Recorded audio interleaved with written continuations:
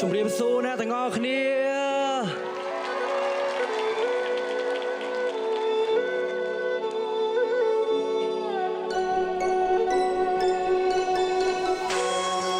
ជីវិតមួយនេះថាវាថោកជាងធុងសម្រាមនៅមានគេដើរមកអើតមកចាំតែជីវិតខ្ញុំនៅពេលដែលដេកដួលពេលដែលចាញ់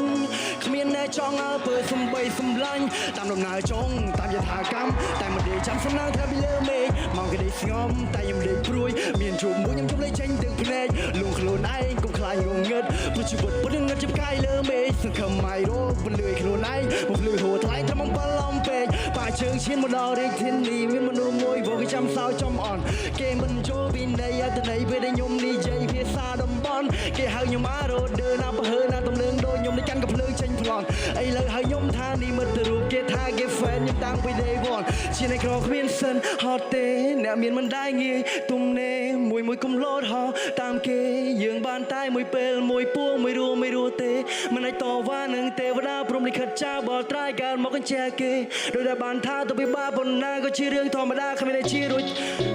ចឹងនៅរស់ជឿប្រែសំចាំរឿងដែលធ្លាប់ជួបមិនអាចទីងពេលកែប្រែដល់ដែរច្រំដែរគ្រប់រឿងណាដែរកន្លងហួរជួបរឿងពិបាកជាគ្រូឲ្យមានលុយតិចបងរំលោះលេងទុកចិនអ្នកណាជឿអ្នកណាមកពីណា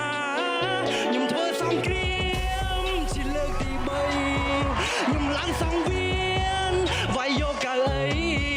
ខ្ញុំធ្វើសង្គ្រាមជាលើកទី3ខ្ញុំឡើងសង្វៀនវាយសារជាថ្មីមួយថ្ងៃមាន24ម៉ោងខ្ញុំធ្វើការលើដល់ម៉ោងបំពេញចន្លោះប្រហោងឡើងបីលុយគ្រប់យ៉ាងគឺដើម្បីទៅប្រាក់ខំឲ្យញើឡើងគេខ្លាចគេថាខ្ញុំជាអូនដាព្រឹបជ្រោយគេបោកខំឲ្យខ្ញុំញញឹមកុំឲ្យធ្វើបំបែននឹងរៀនញញឹមតែមុខគ្មានអត់សុយគេថាជាការឃើញខ្ញុំសើចខ្ញុំក៏ឈរសំណាយពួកអ្នកឯងសើចចេញព្រោះតែលុយ